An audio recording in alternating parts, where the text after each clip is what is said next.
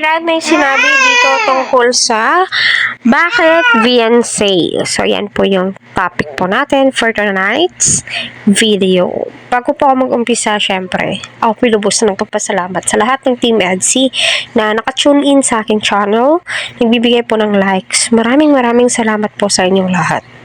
So, ito na nga po, no, natatandaan nyo na ba to? Tandang-tanda nyo ba to? So, ito po yung palagi kong binalik-balikan. At million views na po siya mga ka-EDSI. No? Pumapatong na po sa 1.1 M itong video na to.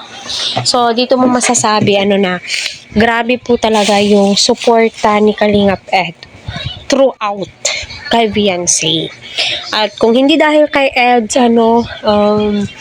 wala gaanong blessings ang dumarating. Isa din po si Edu, na nagbigay daan para mas lalong makilala at may mabuong EDSI.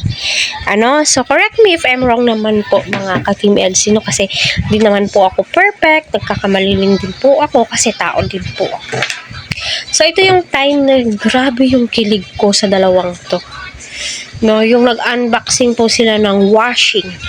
No, regalo po yan ng isang sponsor ni Beyonce nitong si Sir Leo D. So, tama ba ako? So, mangiyak-ngiyak si Beyonce that time. Kasi sa batis po sila naglalaba at nakikilaba, naglalabandera. Yun po yung ikinabubuhay po nila, no? Proud to say is kita naman po natin na marangal po yung trabaho na yan at hindi po kailangan ikahiya.